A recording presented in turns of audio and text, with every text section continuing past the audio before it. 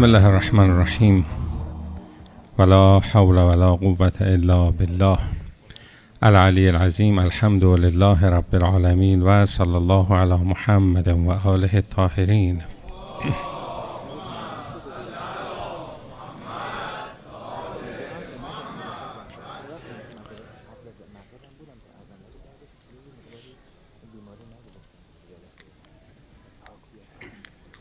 یه صلوات دیگه ختم بفرمایید.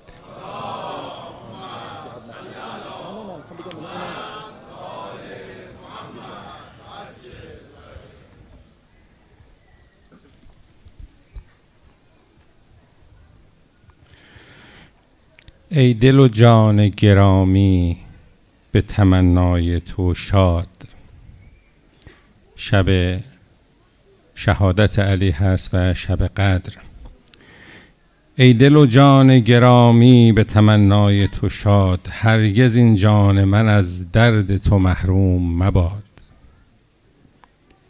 عقل و دین بردی و دل بردی و جان می طلبی، شرط تجرید همین است زهی حسن رشاد. روز و شب در طلب جام و نان مضطرب است، خواجه را فکر معاش است نه تدبیر معاد. ما دیشب در این مورد صحبت کردیم که انسان به تعبیر امیرالمؤمنین که ازشون نقل شده است خودش به حساب خودش برسد و خودش وصی خودش باشد. کن وصی نفسک. و گفتیم که قرآن کریم می‌فرماید کفا به نفسک الیوم علیک حسیبا. در روز قیامت بهترین کسی که به حساب انسان میرسد خودش است. کفا به نفسک الیوم علیک حسیبا. روز قیامت شاید کمتر فکر ما رو به خودش مشغول کرده باشه. ما به تعبیر این شاعر بیش از آن که به فکر معاد باشیم به فکر معاشیم و این یک مصیبتیه که انسان به قیامت و به معاد نیندیشه. روز قیامت روزیه که به تعبیر قرآن کریم قل ان الاولین والآخرین لمجموعون الی میقات یوم معلوم. همه انسان ها از ابتدای خلقت تا آخرین روزی که این جهان برقرار هست، اون روزی که اذا الشمس کورت و اذا النجوم انکدرت و اذا الجبال سیرت و اذا العشار عطلت، همه این آسمان و زمین به هم میریزه و تومار همه اینها در هم پیچیده میشه. آخرین انسانی که در اون زمان در روی زمین زندگی میکرده در روز قیامت همه اینها با هم جمع هستند. ان الاولین والآخرین لمجموعون الی میقات یوم معلوم. و اونجا دیگه هیچ کس به فکر هیچ کس نیست. هیچ کس به فکر هیچ کس نیست. همه فقط به فکر خودشون هستند. اینو ما خیلی وقتا توی تجربیات خودمون میبینیم. توی ساختمونی وقتی زلزله در میگیره، توی سرزمینی، توی شهری، توی محله‌ای وقتی زلزله در میگیره همه فقط میخوان خودشون از خونه بکشن بیرون. هیچ کسی دیگه اونجا به فکر برادر و خواهر و پدر و مادر و حتی بچه و حتی مادر خودش وقتی اومد بیرون تازه یادش میفته که بچهش تو اتاق خوابه، دنبال یکی میگرده که بره بچه رو بیاره بیرون. یا حالا اگه خیلی مادر فداکاری باشه به دل ساختمون میزنه بره، ولی اون لحظه که داره فرار میکنه به فکر بچه نیست، به فکر نجات خودشه. بعد که میاد بیرون یاد بچه میفته. یه همچین حالتی رو ما توی همین مشکلاتی که مثل آتش سوزی و زلزله و اینا میبینیم. و ان زلزلة الساعة شیء عظیم. زلزله قیامت قابل مقایسه با زلزله این جهان نیست.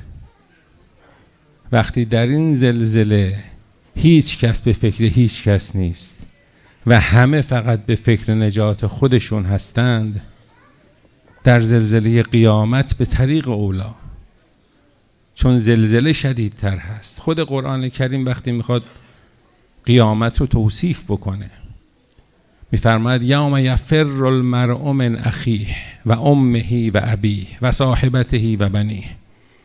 روزی که هر کسی از برادر فرار میکنه، از خواهر فرار میکنه، از پدر و مادر فرار میکنه، از بچهش فرار میکنه. لکل امرئ منهم یومئذ شأن یغنیه. هر کس اونجا به حال خودشه، به فکر خودشه، هیچ کس اونجا به فکر دیگری نیست. اینا ما خیلی وقتا توی مسائل زندگی خودمون تجربه میکنیم که هر کس به فکر اینه که من خودم رو نجات بدم از این شرایط، از این زلزله، از این آتش سوزی، از این روز قیامت. شرایط به مراتب سنگین‌تر و سخت‌تر از این قضیه هست. قرآن کریم نقل میکنه که در روز قیامت خب یه سری افراد هستن که به واسطه اعمال نیکی که در این دنیا دارند به راحتی اونجا مراحل مختلف رو طی میکنند. اما یوم یعض الظالم علی یدیه، افرادی که ظلم به خودشون کردن. ظالم در تعبیر قرآن فقط کسی نیست که به دیگری ستم کرده باشه. ان الشرک لظلم عظیم. کسی که باور صحیح نداشته باشه، کسی که عمل صحیح نداشته باشه، کسی که خودش رو جهنمی کرده باشه، بیشترین ظلم رو به خودش کرده. قرآن می‌فرماید در روز قیامت ظالم دست خودش رو از ناراحتی میگزه. یعض الظالم علی یدیه. و اون وقت چی میگه؟ یقول یا لیتنی اتخذت مع الرسول سبیلا. ای کاش منم راه پیامبر رو رفته بودم. ای کاش منم در اون دنیا راه پیامبر رو میرفتم. یا لیتنی اتخذت مع الرسول سبیلا. یا ویلتا. قرآن داره نقل میکنه حرف این چنین افراد. یا وای بر من. یا ویلتا لیتنی لم اتخذ فلانا خلیلا. ای کاش من فلانی و دوست خودم انتخاب نکرده بودم. ای کاش من با فلانی رفیق نشده بودم. لقد اضلنی عن الذکر بعد اذ جاءنی. من با اون رفیق شدم، اون بعد از اینکه دین به من رسیده بود، ذکر و معارف دینی به من رسیده بود، منو گمراه کرد. اینه که مسئله دوست و کسی که انسان به عنوان دوست برای خودش برمیگزینه تأثیرش فوق‌العاده است. قرآن نقل میکنه میگه وای بر من، کاش من با فلان شخص دوست نشده بودم، او منو از راه به در کرد. من حق به من رسیده بود. لقد اضلنی من الذکر بعد اذ جاءنی. حق به من رسیده بود ولی او منو از راه به در کرد.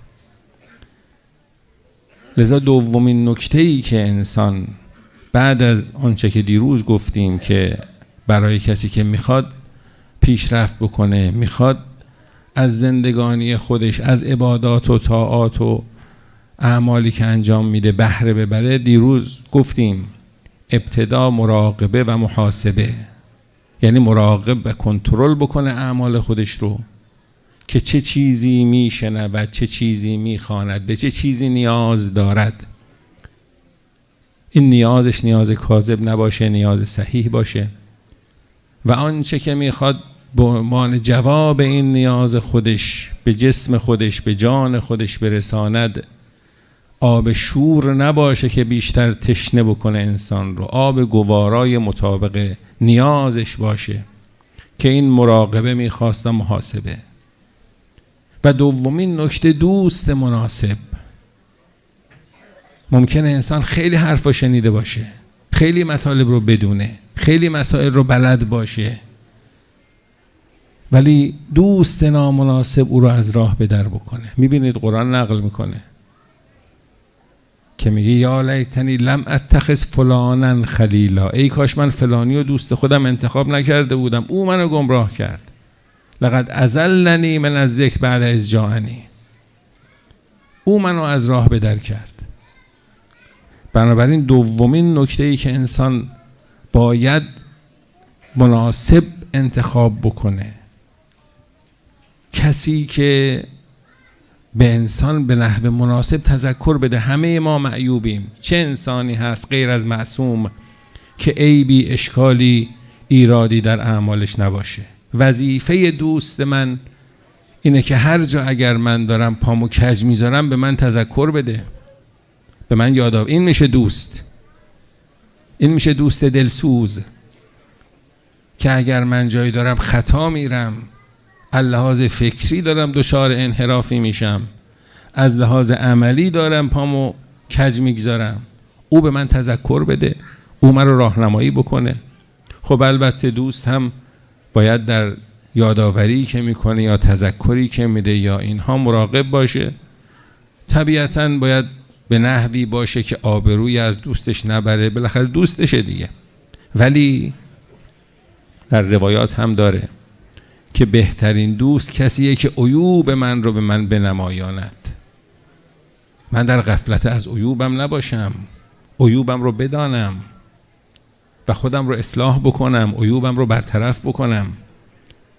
پس دوست خوب، دوست مناسب بهترین یاور انسان میتونه باشه در این که آدم مسیر زندگی خودش رو درست پیش ببره و از راه به در نشه آخر عمر یا در قیامت یا در دنیا. باز اگه در دنیا انسان به خودش بیاد ممکنه فرصتی برای جبران داشته باشه، وای به این که تا آخر عمر انسان به خودش نیاد. در قیامت اون وقت چنین افسوسی رو بخوره که یا ویلتا لیتنی لم اتخذ فلانا خلیلا. لذا خیلی در انتخاب دوست انسان باید دقت بکنه. روایت داره از پیامبر اکرم پرسیدن من نجالس، ما با کی مجالست بکنیم، با کی نشست و برخاست بکنیم، چه افرادی و چه معیاری شما پیامبر برای ما تعیین میکنید برای انتخاب همنشین خودمون؟ معیارش چیه؟ اینطور که از پیامبر نقل شده فرمودن من یذکرکم الله رؤیته، کسی که او رو میبینید یاد خدا بیفتید، کسی که نشسته برخاسته با او شما رو به یاد خدا بندازه. و یزیدکم فی العلم منطقه، سخن گفتن با او دانش شما رو بالا ببره. بعضی وقتا انسان با دوستی میشینه، وقتی 2 ساعت 3 ساعت هم بشینه آخر چیزی بهش گیرش نمیاد، نه به دانشش افزوده میشه نه به معنویتش افزوده. خب چه فایده ای داره؟ با این دوست شما 3 ساعت 4 ساعت نشستید، چه بهره ای بردید؟ عمرتون رو تلف کردید برای چی؟ یه نکته ای به آدم یاد بده، یه دانشی آدم افزوده، یه معنویتی به آدم اضافه بکنه. این کسی است که ارزش مجالست و همنشینی و دوستی رو داره.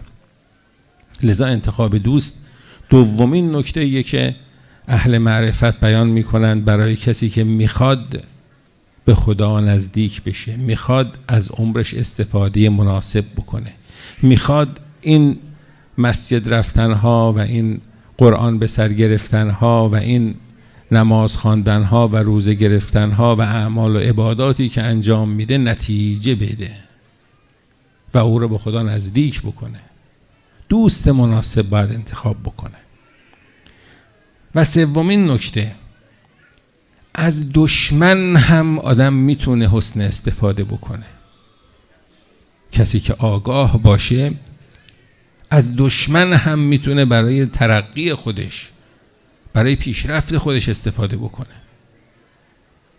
بعضی دشمنا بله دشمنایی هستن که دشمنای حسود، دشمنای عیبجو، اینا مثل اون حشراتی، مثل اون مگس هایی که فقط میرن رو زخما میشینن و اونا خیلی. ولی بعضی دشمنام دشمنای خردمندند، دشمنای عاقلند، دشمنه ولی دشمنیه که آدم میتونه ازش استفاده بکنه. اون که در اون شعرم میگن دشمن دانا بلندت میکند. کسی که آگاه باشه، دشمن میاد عیوب من رو، آبروی من رو میخواد ببره، جلوی جمعیت میخواد رو دشمنی آبروی من رو میخواد ببره، کارش بده، قبح فعلی داره به تعبیر آقایون، فعلش قبیحه.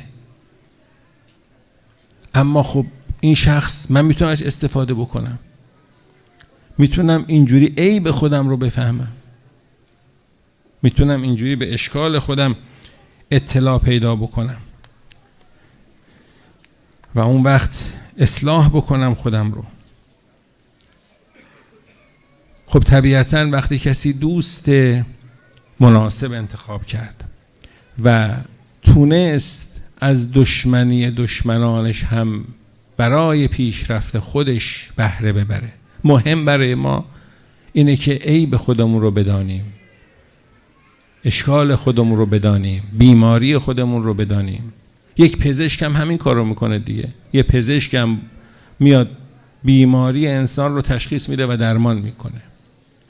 خب ما هم برای اینکه خودمون رو بخوایم اصلاح بکنیم و بیماری های خودمون رو برطرف بکنیم باید اطلاع داشته باشیم از این عیب و ایراد و بیماری خودمون.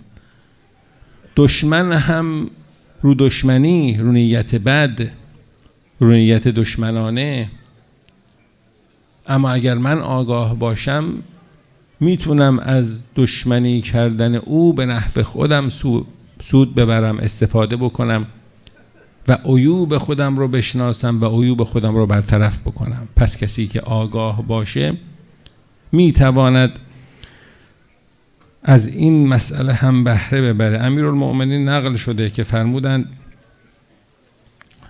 آمرکم بالرفض لهذه الدنیا. کسی که دوستش رو شناخت، کسی که دشمنش رو شناخت، وقتی مسلح شد، گفتیم قرآن میفرماید اعدوا لهم ما استطعتم من قوة. برای دشمن شما همه آنچه را که لازم هست همه رو تهیه بکنید. وقتی شما دشمنتون رو شناختید و اینکه اعدو عدوک نفسک التی بین جنبیک، و وقتی شما شناختید تمام قوایی رو که لازم هست برای پیشگیری از دور شدن از هدف و از مسیر خارج شدن رو که تهیه کردید، بعد انسان آماده برای تهذیب نفس میشه. امیرالمؤمنین طبق این نقل میفرمایند و آمرکم بالرفض لهذه الدنیا. من به شما توصیه میکنم که این دنیا رو رها بکنید. من به شما توصیه میکنم که این دنیا، چه دنیایی؟ التارکة لکم، دنیایی که شما رو ترک میکنه. دنیا شما رو ترک میکنه، چه بخواید چه نخواید دنیا شما رو ترک میکنه. شما دنیا رو رها بکنید. آمرکم بالرفض لهذه الدنیا التارکة لکم الزائلة عنکم. این دنیایی که از شما زائل میشه. همه شما بالاخره یه زمانی انسان دیر زود به جوانی و پیری هم نیست. خیلی از افراد در جوانی از دنیا میرند. در اخبار شنیدید، خودتون شاید آشنایانی هم در این زمینه داشته باشید. در جوانی به مرگ طبیعی یا غیر طبیعی از دنیا میرند. بعضی هم در سنین پیری از دنیا میرند. بالاخره این دنیا زائل هست، انسان رو ترک میکنه، انسان رو رها میکنه، به جوانی و پیری هم نیست. از زائلة عنکم و ان لم تکونوا تحبون ترکها. ولی اینکه شما دوست نداشته باشید دنیا رو ترک بکنید، دنیا شما رو ترک میکنه. پس شما زودتر بار خودتون رو از این دنیا ببندید. و ترک دنیا البته به معنای ترک جامعه و گوشه نشینی و اینها طبیعتا نیست دیگه. دل نبستن به دنیا، اسیر هوا و هوسها، اسیر زیورالات و زیبایی های دنیا نشدن. وگرنه کسی بهترین کار اینه که در خدمت مردم باشه، بهترین کار اینه که بندگان خدا خدمت بکنه. این دنیا طلبی نیست. دنیا طلبی اینه که اگر من به کسی خدمت کردم توقع تشکر از او داشته باشم. این میشه کار برای خدا نبوده، برای این بوده که او از من تشکر، اگر از من تشکر نکنه دلخور بشم. این میشه دنیا طلبی. و الا من به مردم خدمت بکنم به عنوان این که اینها بندگان خدا هستند، به عنوان این که اینها هم نوع من هستند. یه جا مشکلی پیدا شده من میتونم مشکلشو برطرف بکنم. خیلی کار ارزشمندیه. اما اگر توقع داشته باشم که حالا من یه خدمتی به او کردم او هم جبران بکنه، حداقل تشکر بکنه، این نیت رو خراب میکنه. این نیت رو از الهی بودن در میاره.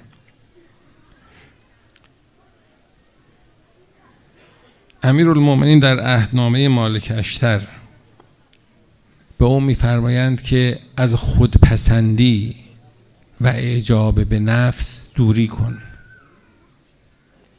یعنی اینکه حالا دیگران بیان تعریف بکنن، آدم این ریشش در خودخواهی دیگه. چرا من ناراحت میشم اگر به کسی خدمتی کردم او از من تشکر نکنه؟ ریشش خودخواهی دیگه. یعنی من دوست دارم که اگر به کسی نیکی کردم اونم برگرده یا جبران بکنه یا حداقل تشکر بکنه. در این سخن امیرالمومنین به مالک اشتر میفرمایند و ایاک والاعجاب بنفسک و الثقة بما یعجبک منها. مبادا گرفتار عجب به نفس خودت بشی، مبادا گرفتار خودپسندی بشی. فان ذلک، این خودپسندی، این اعجاب به نفس، من اوثق فرص شیطان فی نفسه، این از بهترین فرصت‌هاییه که شیطان داره برای اینکه انسان رو لیمحق ما یکون من احسان المحسنین، از بهترین فرصت‌هاییه که شیطان داره برای اینکه بیاد نیکوکاری محسنین رو پاک بکنه. شما یه نیکی کردید، یه خدمتی کردید، به دیگری کمکی کردید، احسانی کردید، یه نقطه مثبتی در کارنامه عمل شما ثبت شده، شیطان او را هم میخواد از بین ببره. به این سخن امیرالمومنین نقل شده به مالک اشتر فرمودن که همین اعجاب به نفس بهترین فرصت برای شیطانه که اون نقطه روشن در کارنامه اعمال شما رو هم از بین ببره. من فإن ذلک من اوثق فرص شیطان فی نفسه لیمحق ما یکون من احسان المحسنین، تا اون احسانی که محسنین کردند و کار نیکی کردند، کارنامه عملشون پربارتر شده، اون رو از بین ببره. این شیطانیه که دائما در کمین انسان هست که انسان رو از مسیر الهی دور بکنه. همونطور که قسم خورد دیگه، قسم خورد و عزتک لاغوینهم اجمعین، به عزت خدا قسم خورد که من همه انسانها رو فریب میدم. لاغوینهم اجمعین و لاقعدن لهم صراطک المستقیم، به عزت و جلال تو قسم که من سر راه همه افراد می نشینم، همه انسانها می نشینم که اونها رو از راه به در بکنم. الا عبادک منهم المخلصین، مگر بندگان مخلص تو، اونا رو منظورم بهشون نمیرسه. اونی که کار رو فقط برای خدا انجام میده، شیطان میگه زور من به اون نمیرسه.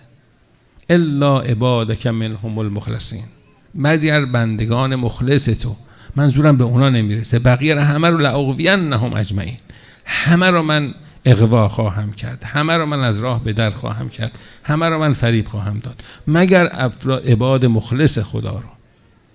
اینه که انسان اگر میخواد از دست شیطان در امان باشه، باید سعی کنه نیتش فقط خدا باشه و هیچ گرفتار خودپسندی نشه. این کلام از امیرالمومنین ولو فرصت برای شرحش نیست، فقط در همین حد که بخونم و معنا بکنم. خودتون دیگه سعی کنید بگیرید مطلب رو از امیرالمومنین. اونجایی که حضرت داره اهل تقوا رو معرفی میکنه، میفرماد اذا ذکی احد منهم، وقتی یکی از این اهل تقوا دیگری میاد او رو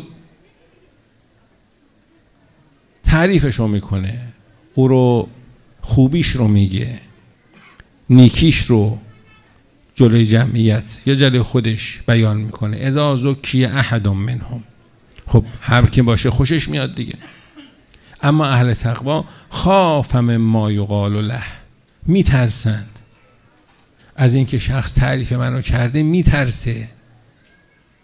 و یقول انا اعلم بنفسی من غیری، میگه من خودم رو بهتر از او میشناسم. و ربی اعلم بی منی بنفسی، خدا منو از خودم بهتر میشناسه. میترسه نکنه من گرفتار عجب بشم، خدا که منو بهتر از خودم میشناسه. بعد دعا میکنه اللهم لا تؤاخذنی بما یقولون، خدایا نکنه منو به واسطه حرفی که اینا میزنن مؤاخذه بکنی ها. اینا میگن این آدم خیلی خوبیه، ولی خودم که میدونم، تو که میدونی من اینجوری نیستم. اللهم لا تؤاخذنی بما یقولون، خدایا نکنه منو به خاطر تعریف اینا مؤاخذه بکنی. واجعلنی افضل مما یظنون، منو از اینی که اینا میگن بهتر کن خدایا. اینا دارن تعریف منو میکنن، میگن آدم خیلی خوبیه، منو از اینی که اینا میگن بهتر کن. وغفر لی ما لا یعلمون، اون چرا کم اینا نمیدونن، گناهانی که من دارم و اینا نمیدونن، خدایا او رو ببخش. این برخوردی که اهل تقوا با حالتی که از او تعریف بکنند میکند که امیدواریم خداوند به این شب مقدس قدر که ما در او قرار داریم و این مکان مقدس، هم شب متعلق به امیرالمؤمنین، هم مسجد به نام امیرالمؤمنین، امیدواریم خداوند به این مکان مقدس و این شب مقدس به همه ما توفیق بدهد که روز به روز و لحظه به لحظه بیشتر مسیر ترقی و نزدیکی به قرب الهی رو به دست بیاریم و نهایتاً از عمر خودمون نتیجه مناسب بگیریم. و السلام علیکم و رحمت الله.